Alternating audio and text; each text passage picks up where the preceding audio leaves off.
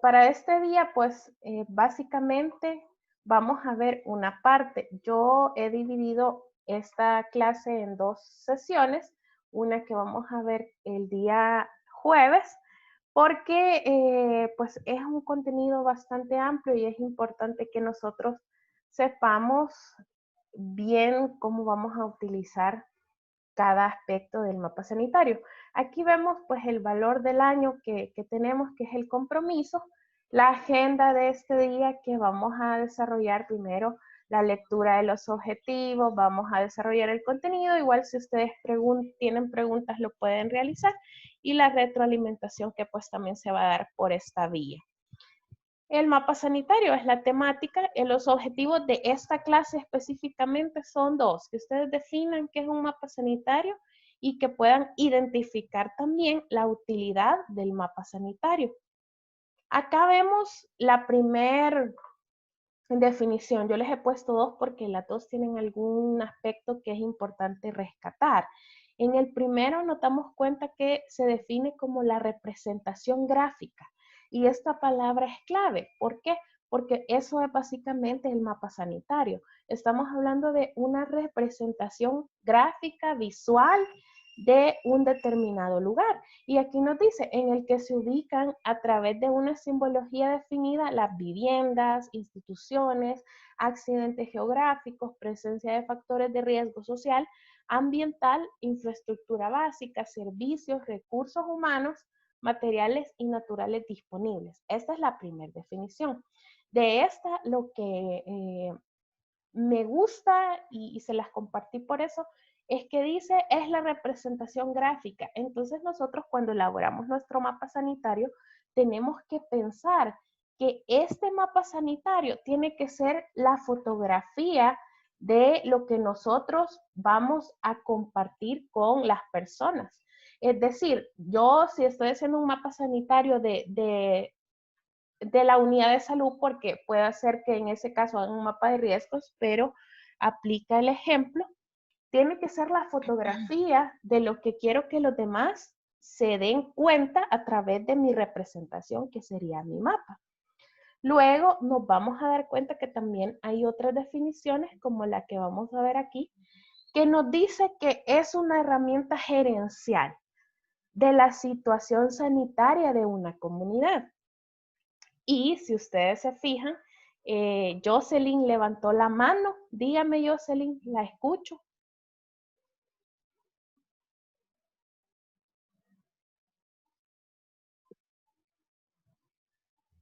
Jocelyn, no.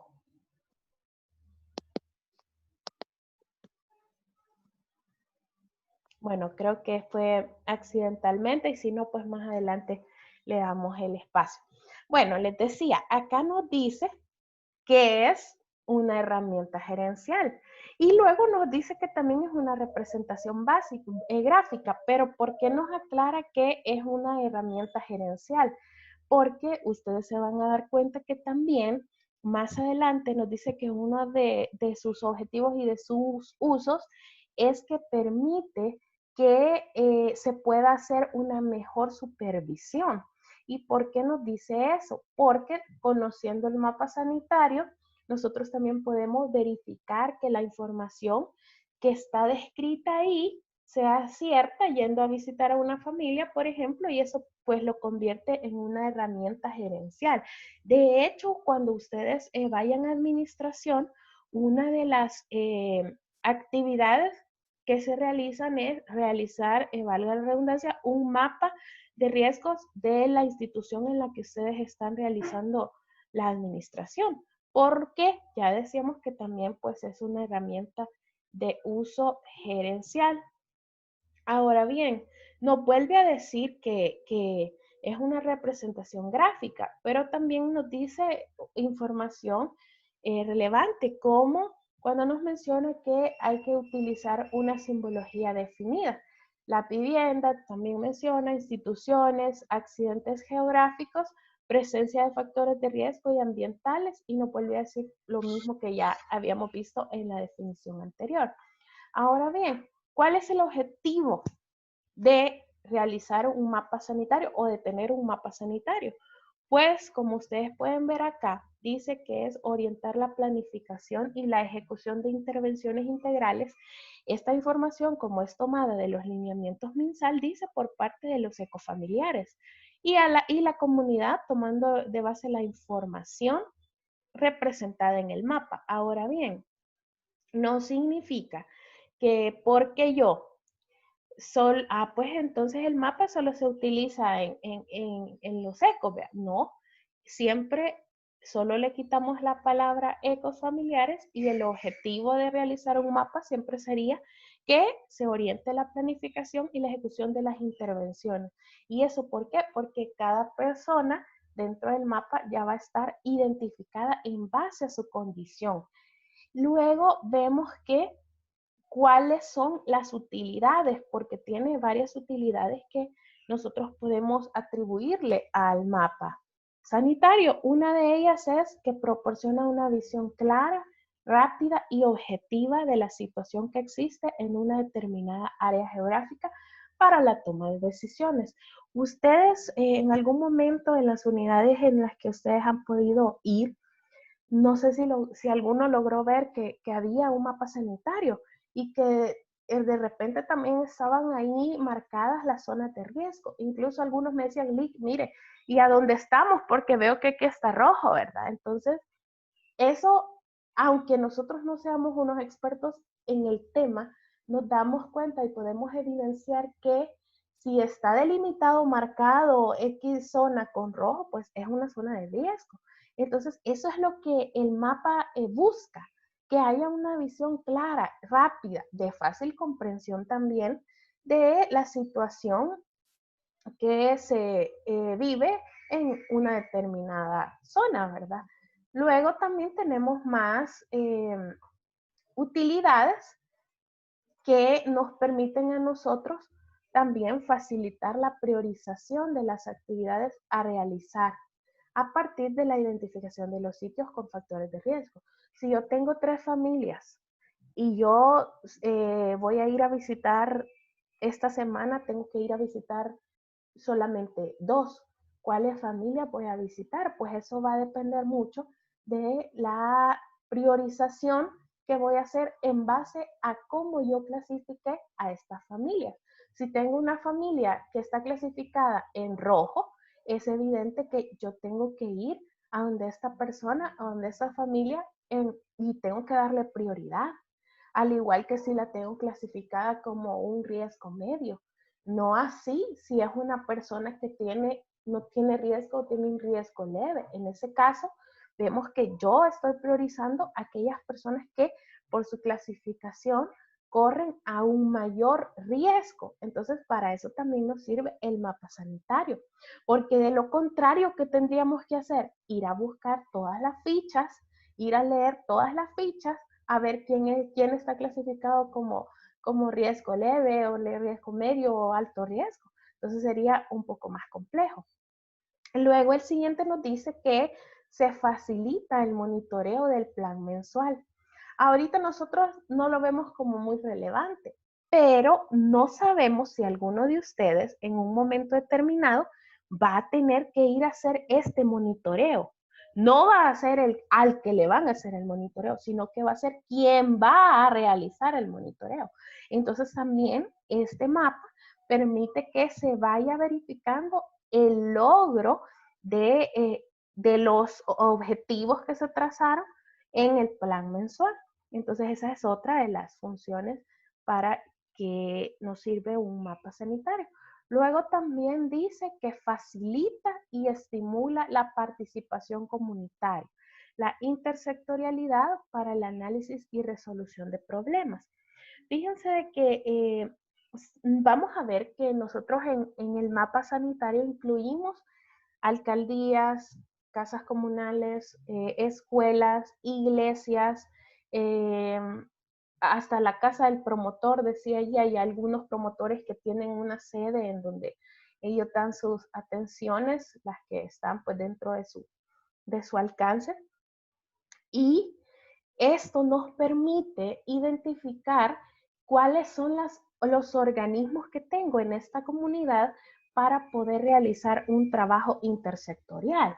Por ejemplo, si la unidad de salud identifica que hay un problema de basura, híjole, ¿verdad? Es un riesgo porque donde hay basura, pues también vemos que se llena de moscas, hay proliferación de microorganismos, etcétera. Pero la unidad de salud no puede hacer nada, pues no pueden ir a recoger la basura, ¿verdad? Si fuera poquita, pues así se podría barrer o algo así. Pero ¿qué realmente podemos hacer?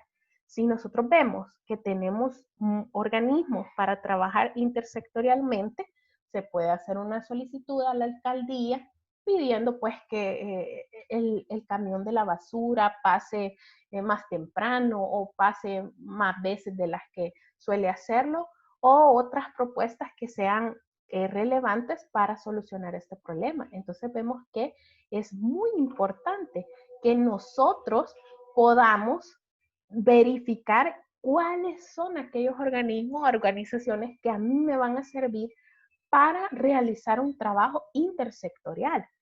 Y luego vamos a ver que también nos dice que otra de las funciones es que facilita la comprensión de los datos contenidos en los diferentes instrumentos de registro. Y esto es cierto, es lo que les mencionaba. Si yo tengo mi mapa, es más fácil verificarlo a que me toque estar revisando ficha por ficha, ¿verdad? Desde la ficha 1 hasta la ficha, digamos que son 300 familias, 300, ¿verdad? Entonces es complicado. Me es más fácil tener gráficamente una visualización que me dé el panorama de esta situación o de las familias y pues eso ser un referente para las acciones que se van a realizar. De igual manera nos dice que es utilizado por la comunidad, por las instituciones, otros actores sociales como referencia para la gestión y ejecución de proyectos de beneficio. Y esto es, si yo identifiqué en mi mapa sanitario que hay un río que pasa por aquí y pues hay que ver qué se va a hacer, qué proyecto se puede trabajar. Por supuesto, ya sabemos que no lo va a hacer en este caso, ¿verdad? La unidad de salud como tal, pero sí puede ser un ente gestor para que otras organizaciones que sí tienen la capacidad resolutiva para actuar ante esta situación, que es el río que pasa por ahí, en este caso, pues nos sirve también para eso un mapa sanitario. De igual manera, vamos a ver acá que nos dice qué es lo que debe de llevar, porque esta es una cosa bien importante. Yo sé que ustedes van a tener preguntas de, Miguel, ¿y qué va a llevar nuestro mapa? Pues bueno, para eso yo ya les hice la guía de lo que debe contener el que ustedes van a entregar y está pues en la carpeta de documentos de esta semana. Y acá nos dice, debe de llevar todas las viviendas de la comunidad, estén habitadas o no. Deben de identificarse con su respectivo número correlativo. Acuérdense que en la ficha familiar nosotros ya vimos que eso estaba definido por zonas. En el caso de ustedes, pues obviamente no se van a poder ir ahí a ver qué zona van a marcar, ¿verdad? Sino que ustedes lo van a hacer como puedan, como logren identificar ahí la vivienda. Yo sé que no se van a poder todas las viviendas de la colonia, vea, ni tampoco los padecimientos de salud. Yo solo les pido que puedan realizar hipotéticamente algunos casos con el objetivo de que el mapa lleve, pues, incluya los símbolos relevantes que encontraríamos en una comunidad. Yo sé que no se puede en toda la información y tampoco les estoy diciendo que salgan, ¿verdad? Violen la cuarentena y vayan ahí a identificar las viviendas. No, esto puede ser pues parte real de lo que ustedes conocen de su comunidad y parte hipotética solo como una manera de ensayo. Ahora bien, los riesgos. Debe de llevar cuáles son los riesgos en los que está cada familia y eso en base a qué lo vamos a hacer. Si ustedes recuerdan, en la clase anterior de ficha familiar, veíamos que hay un cuadro, una tabla en donde nos dice que si tiene X cosas, lo clasificamos en rojo, si tiene X cosas, lo clasificamos en amarillo. Yo les ponía acá la imagen del semáforo porque son los 3 colores que están, ¿verdad? Entonces, vemos que los riesgos de cada una de las familias tienen que ir según el código de los colores, que es lo que nosotros ya habíamos visto anteriormente. Ahora bien, también debe de existir algo que nos haga o nos dé la pauta que en ese lugar existe la presencia de servicios básicos, de aguas negras, ¿verdad? Y que hay letrinas. O también, el caso contrario, si no hay, también pues aquí es la oportunidad para que nosotros podamos exponer que no hay, no tienen acceso a este tipo de servicios en esta comunidad, en esta colonia. También debe de llevar cuáles son los principales componentes geográficos. ¿A qué nos referimos con eso? ¿A qué es importante? Porque aunque ya pero ríos aquí ya ni hay, vea, pero es probable que en algunas comunidades sí todavía tengan dentro de la zona, pues este tipo de aspectos geográficos. Aquí nos habla de caminos, ríos, quebradas, u otro accidente geográfico que pueda ser usado como referencia para definir acciones de gestión ambiental y de prevención de desastres. Fíjense que podemos citar el ejemplo, no sé si ustedes alguno vio la noticia de la colonia Santa Lucía, en donde nosotros veíamos que se ha hecho una cárcava enorme. Entonces, esa situación, yo recuerdo que hace varios años iba a la unidad de salud Santa Lucía con estudiantes y ya existía esa cárcava. Obviamente no en la magnitud que está actualmente, pero ¿qué es lo que a lo que quiero llegar? Porque es importante que identifiquemos estos aspectos, porque a partir de esa identificación del riesgo se pueden realizar acciones preventivas. Entonces también eso debe incluir nuestro mapa sanitario. El mapa realmente se desarrolla en 3 fases. La primera fase es la organización del trabajo. Luego tenemos la recolección de la información y luego el registro de la información que ya hemos recolectado. ¿Cómo nosotros hacemos la organización del trabajo? Pues bueno, no es que yo llego, ¿verdad? Aquí estoy, aquí vine, voy a ver qué hago. No, hay que informar a la comunidad sobre la importancia, en primer lugar, y la necesidad de elaborar un mapa sanitario. Yo tengo que inyectarle a esa gente que el que me ayuden con información o el que también se involucren en la elaboración de este mapa sanitario va a permitir que tengamos una herramienta confiable. Luego nos dice que vamos a definir con la comunidad cuál va a ser la metodología de participación, planificación y organización de las tareas. ¿Qué significa esto? Que no solo voy a llegar yo, aquí vengo, voy a ver qué hago, voy a ver qué logro identificar. No, debo de involucrar a la comunidad, debo de hacer que las personas planifiquen, porque si nos vamos a la realidad, ¿quiénes son los que mejor conocen la zona? Son las personas que habitan en ese lugar. Entonces, eso es lo que haríamos previo a recolectar la información, que sería la organización del trabajo. Ahora bien, ¿qué nosotros vamos a hacer posteriormente? Cuando ya nosotros estamos en la siguiente fase, que es la fase de recolección de la información, vamos a elaborar un croquis en hojas de papel bond, ¿verdad? Para ver de qué manera vamos a ir recolectando la información. Aquí nos dice y nos aclara que vamos a ubicar la entrada principal a la comunidad y vamos a utilizar para eso los puntos cardinales. Luego dice, vamos a realizar el recorrido por la comunidad con los participantes. Ellos nos van a ir diciendo aquí esto, aquí lo otro, porque ellos son los que conocen realmente cómo es el lugar. Yo estoy ahí como un ente, ¿verdad? Que está registrando la información, pero me sirve muchísimo la ayuda que las personas que habitan ahí me puedan dar. Posteriormente a eso, vamos a ver que se ubica en el croquis de manera preliminar la siguiente información. Cada una de las viviendas principales, accidentes, ya decíamos que sea ríos, lagos, cerros, fuentes de agua, lo que pueda haber ahí. También infraestructuras comunales como escuelas, casas, iglesias, parques, instituciones, establecimientos de salud, centros deportivos, entre otros. Todo lo que nosotros logremos identificar ahí. Con la información de los mapas preliminares vamos a elaborar un mapa general de la comunidad y este ya sería la etapa 3, que es el registro de la información, y nos dice utilizando cartulina o papel bond, porque obviamente tiene que ser un poco grande para que nosotros lo podamos poner en un lugar que sea visible.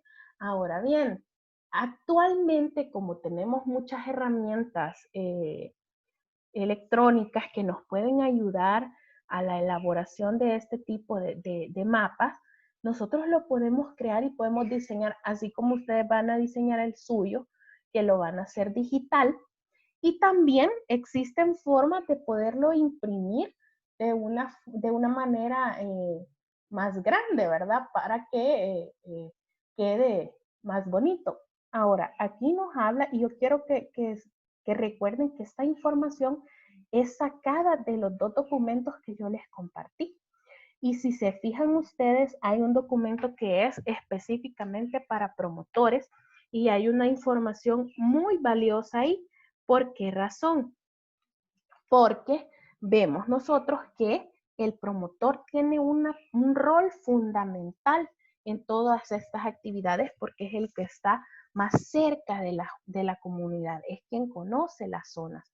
Y nos dice acá que utilicemos cartulina o papel bond, pues porque no podemos, en primer lugar, saber si un promotor o la persona que sea la encargada de realizar el mapa tiene conocimientos de herramientas web, ¿verdad? Entonces no podemos y no puede estar eso en la normativa, pero pues fácilmente se puede realizar en una cartulina o en un papel bond. Ahora bien, la información debe de ir completa y debe de estar identificado el caserío, cantón, barrio, comunidad, colonia, calle, avenida y colocar también el municipio o departamento en el que ésta está eh, ubicada. Luego, si ustedes se fijan, dice fecha de elaboración. Para el caso de ustedes si lo hacen hoy, digamos, ponen que la fecha de elaboración es el 12 de mayo de 2020 y la fecha de última actualización también, porque ese día lo han hecho, ¿verdad? El responsable serían ustedes y como esta es el mapa de su lugar de residencia, vamos a colocar la unidad comunitaria de salud familiar que a ustedes les quede cerca, la que les quede continua. Y la información general en el total de las viviendas, el total de la población, aquí pues yo les decía, ustedes pues van a hacer casos hipotéticos porque no conocen toda esta información a ciencia cierta, ¿verdad? Pero pues nos va a servir para hacer el ejercicio. Aquí les ponía una imagen de los puntos cardinales. El este creo que es la referencia, ¿verdad? El este siempre es, no sé si saben, a dónde está el sol, de dónde sale el sol, es el este. Nos ubicamos nosotros ahí y de esa manera vamos viendo a dónde están ubicados los demás puntos. Luego, aquí quiero que vean una cosa importante. El mapa lo vamos a realizar utilizando la simbología definida. La simbología la vamos a ver en la siguiente clase y esa clase va a ser específicamente para que veamos los símbolos que vamos a utilizar en el mapa. Y quiero que vean que las viviendas numeradas en orden correlativo en el sentido de las manecillas del reloj e identificadas por colores según representación gráfica según el nivel de riesgo. ¿Qué significa en el sentido de las manecillas del reloj? Ya establecimos que vamos a identificar cuál es la entrada principal y de ahí vamos a comenzar a numerar. Entonces, lo que quiere decir en el sentido de las manecillas del reloj es que en esa forma yo me voy a ubicar y voy a empezar a numerar las casas. ¿Qué significa? Que yo no me voy a, pues me voy a retroceder, vea, no, es que me equivoqué, pues me voy a ir por aquí. No, tenemos que seguir esa misma ruta de las manecillas del reloj para la identificación y numeración de las viviendas. Ahora bien, hay otra duda que a veces tenemos y es en cuanto a los terrenos que son baldíos o las casas que no tienen ninguna persona. Si en un determinado momento estas viviendas fuesen y tuviesen ya alguna familia que vive ahí y nosotros terminamos en la casa 50, en ese caso sí vamos a numerar esta nueva familia como la casa 51. No importa que ya hicimos nosotros nuestro recorrido, pero como en esta casa, en el momento de la identificación de la zona, no había nadie, nosotros la dejamos sin numerar. La vamos a numerar hasta que ya esté conformada por una familia, aunque no nos quede, ¿verdad?, correlativo. Luego dice que, ya bueno, lo que ya habíamos mencionado, se debe iniciar la numeración en la entrada principal de la comunidad. No voy a empezar, es que allá, fíjese que hay una entradita, ahí hay una puertita que hagan, no, ¿verdad? Sino que en la entrada principal de la comunidad y de ahí es donde vamos a iniciar. Y si la vivienda cuenta con más de una familia, el círculo debe dividirse en partes iguales, de tal manera que cada una de las partes sea la representación de una de las familias que habitan la vivienda. Es decir, si yo en esta casa habitan 4 familias, voy a hacer el círculo y voy a ponerle las rayitas para que el círculo quede dividido en 4. Y eso a mí me va a indicar que ahí no vive solo una familia, sino que viven 10 personas y de esas 10 personas son 3 familias distintas o 4 familias distintas, ¿verdad? Luego nos dice que se debe de colocar el número en las casas habitadas, deshabitadas y abandonadas. Ojo, en las que no se coloca es en los terrenos baldíos que posteriormente pueden convertirse en vivienda y después debe de colocarse número, pero hasta que ya esté habitado. Acá nos dice, no se numerarán los terrenos baldíos, tampoco las viviendas que estén en construcción. Estas se incorporarán una vez que estén habitadas. En este caso, el número asignado sería el siguiente en orden correlativo con el que se finalizó. Eso ya lo habíamos visto. Ya sabemos que si está, no, pero es que mira, ya casi la terminan, solo el techo le falta, no le vamos a colocar nada hasta que la casa pues ya esté habitada por una familia. Y en el caso de los mesones, acá nos dice que se va a representar en círculos entrelazados el uno con el otro, en el que cada uno represente una familia. Esto específicamente de la simbología, les decía, lo vamos a ver la siguiente clase y vamos a ver detallado qué símbolo voy a utilizar para cada uno de las cosas que voy a integrar en mi mapa. Recordemos que también tenemos que colocar la escuela, las casas comunales si las hubiesen, los establecimientos de salud si hay, sede del promotor, iglesias, industrias, todo lo que esté dentro de la zona, pues hay que colocarlo y también los factores de riesgo o donde nosotros identifiquemos que hay vulnerabilidad para sufrir algún desastre natural, como lo que ya mencionábamos, que es importante si yo identifico que hay una zona donde se lava, yo pues tengo que identificar eso como un factor de riesgo. Si identifico árboles que están a punto de caer o que están siendo un riesgo para la comunidad, de igual manera yo tengo que identificar pues estas zonas y estos factores como que son factores que pueden causar algún desastre y pues obviamente representan un riesgo para las personas que están ahí. Entonces todas esas cosas yo las tengo que identificar. No sé, jóvenes, si tienen dudas. Yo creería que ustedes ya tienen un poco de experiencia en realizar el mapa porque, como les decía, si ya elaboraron un mapa de riesgos, es muy parecido, pero si ustedes tienen alguna duda o pregunta, me gustaría que la puedan externar.